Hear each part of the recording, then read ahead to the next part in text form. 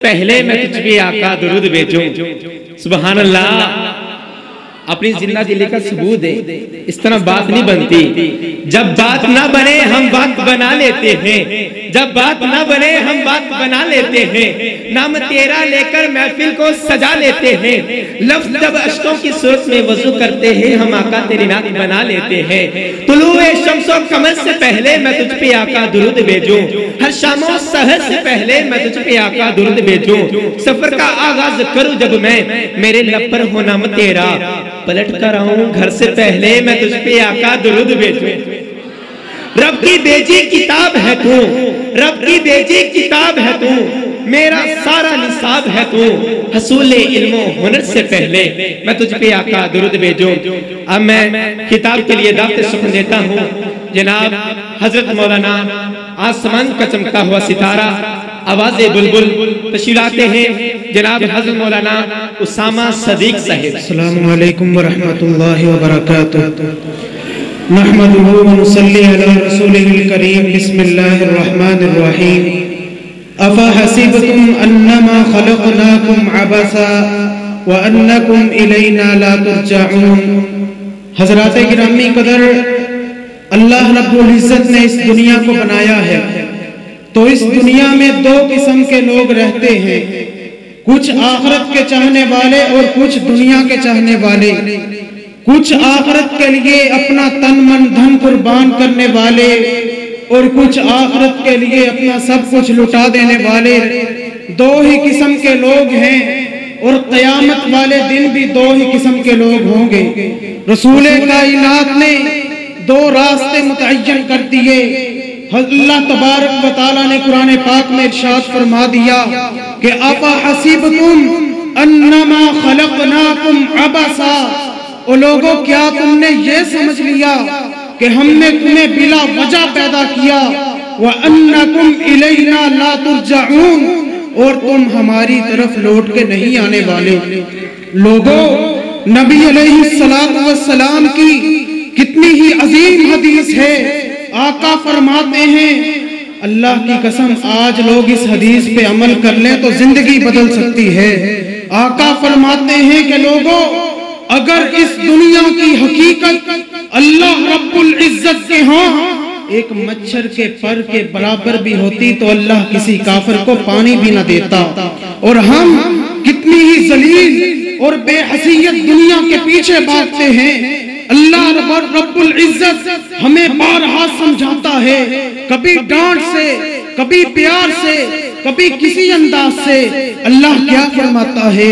والشمس وضحاها والقمر اذا تلاها والنهار اذا جلاها والليل اذا يغشاها والسماء وما بناها والارض وما طحاها.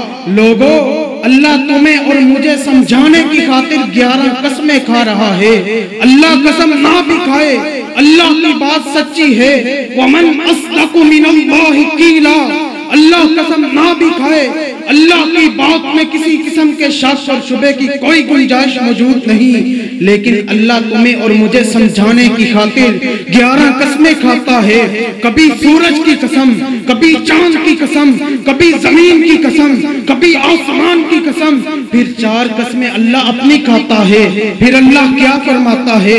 پھر اللہ تمہاری اور میری جان کی قسم کھاتا ہے. پھر اللہ کیا فرماتا ہے کہ قد افلح من زکاها. اور لوگوں، کامیاب وہ ہو گیا، پاس وہ ہو گیا جو نیکی کے راستے پہ چل پڑا. وقد خاب من دساها. اور ناکام وہ ہوا، نامراد وہ ہوا جو برائی کے راستے پہ چل پڑا. حضرات، کبھی ہم نے سوچا کہ یہ دنیا نبی علیہ السلام کی نظر میں کیسی تھی؟ آقا اپنے صحابہ کو اکٹھا کرتے ہیں. صحابہ کو اکٹھا کر کے ایک مردہ بکری کے بچے کے پاس لے کے جاتے ہیں.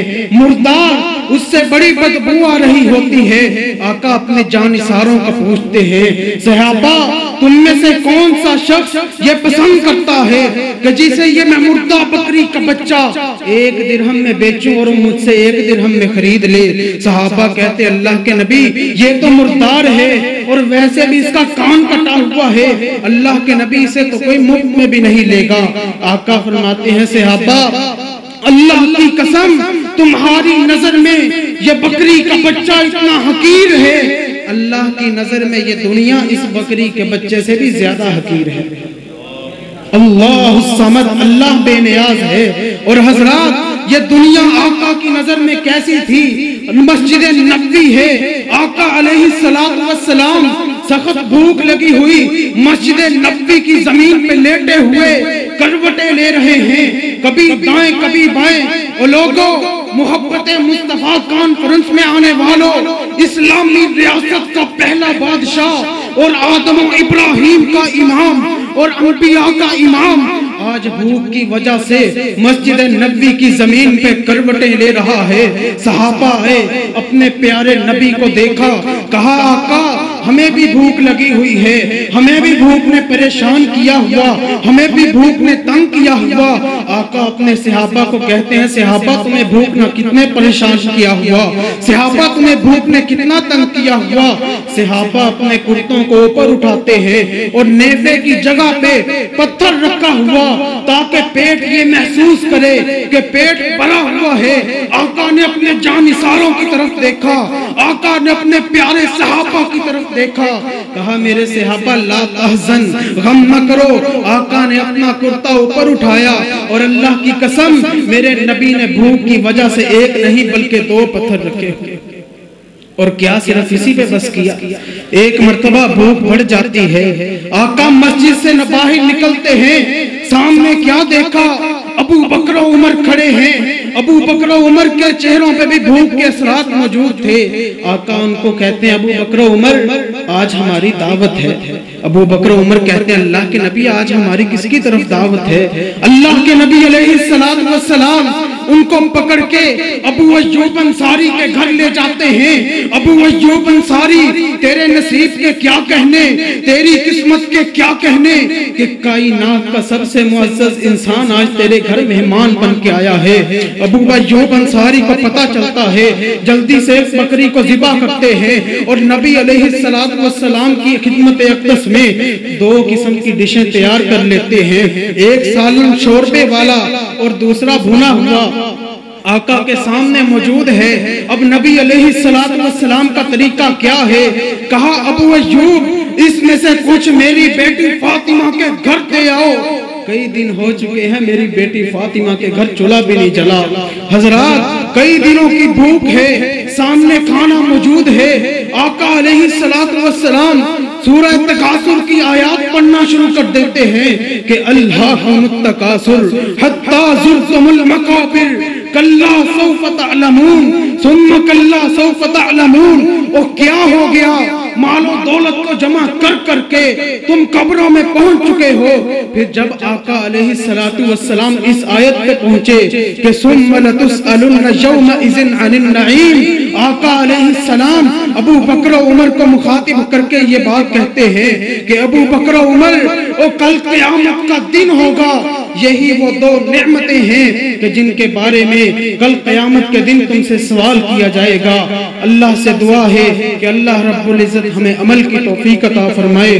وآخر دعوانا الحمدللہ رب العالمین۔